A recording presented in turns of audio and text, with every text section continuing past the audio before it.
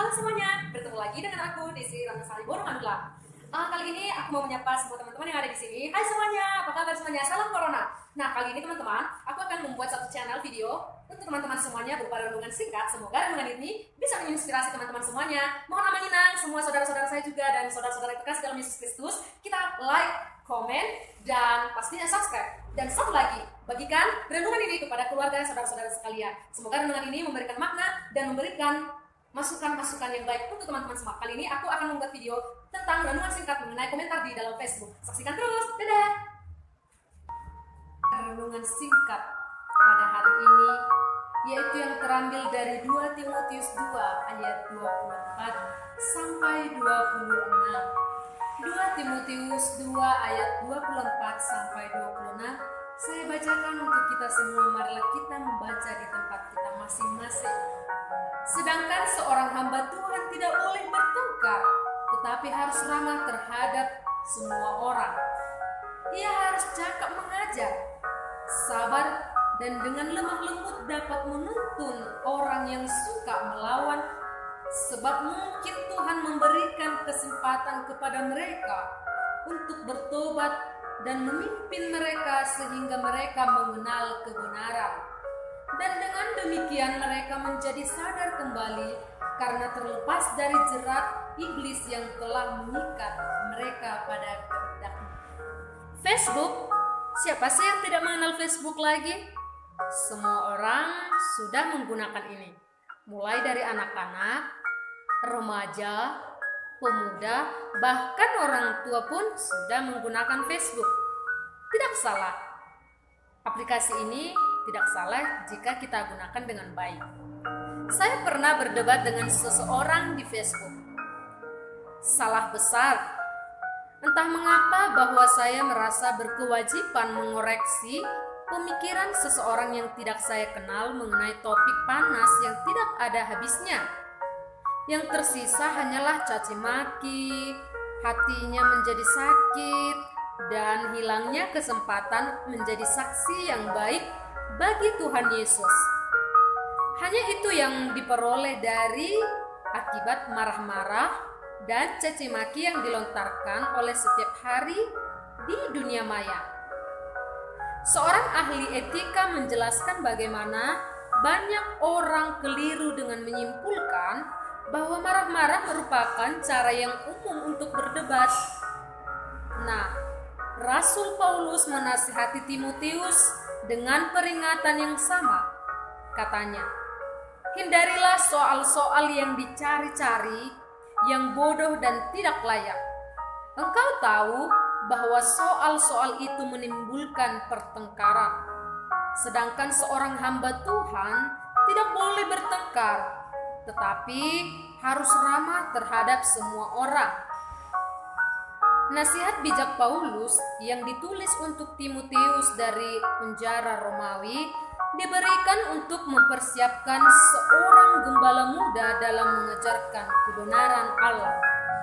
Nasihat Paulus ini tepat untuk keadaan kita sekarang, terutama ketika pembicaraan yang berlangsung menjurus ke masalah iman. Kita perlu dengan lemah lembut menuntun orang yang suka melawan, sebab mungkin Tuhan memberikan kesempatan kepada mereka untuk bertobat dan memimpin mereka sehingga mereka mengenal kebenaran. Berbicara dengan lemah lembut kepada orang lain bukan hanya menjadi tanggung jawab para hamba Tuhan. Kiranya semua orang yang mengasihi Allah dan rindu bersaksi tentang Dia kepada orang lain dapat menyatakan kebenarannya dengan sikap penuh kasih.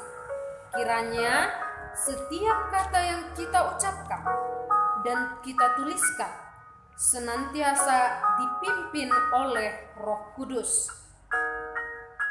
Mengapa penting sebagai orang yang percaya atau Kristen yang dewasa menjauhi perdebatan di media sosial atau internet saat ini? Dan bagaimanakah Roh Kudus mengubah cara komentar dan hati kita masing-masing? Saudara-saudara yang terkasih, Mari kita merenungkan kembali untuk bisa memberikan teladan yang baik kepada saudara-saudara kita.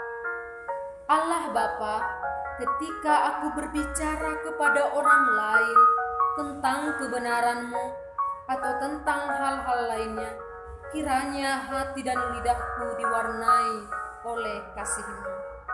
Amin. Demikian firman Tuhan. Semoga kita yang mendengarkannya dapat bersukacita dan melakukan firman Tuhan.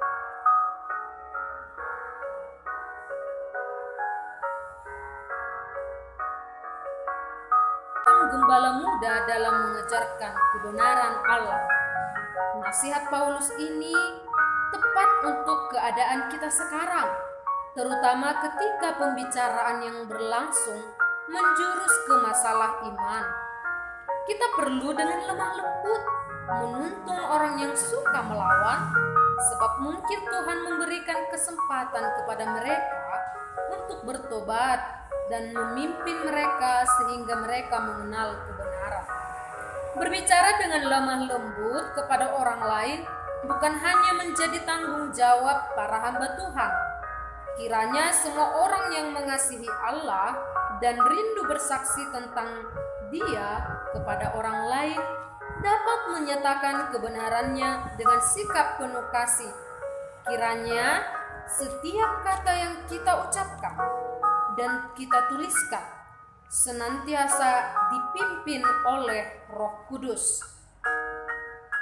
Mengapa penting sebagai orang yang percaya atau Kristen yang dewasa menjauhi perdebatan di media sosial atau internet saat ini? Dan bagaimanakah Roh Kudus mengubah cara komentar dan hati kita masing-masing? Saudara-saudara yang terkasih, mari kita merenungkan kembali untuk bisa memberikan teladan yang baik kepada saudara-saudara kita. Allah Bapa, ketika aku berbicara kepada orang lain tentang kebenaran-Mu atau tentang hal-hal lainnya, kiranya hati dan lidahku diwarnai oleh kasih-Mu. Amin. Demikian firman Tuhan. Semoga kita yang mendengarkannya dapat bersukacita dan melakukan firman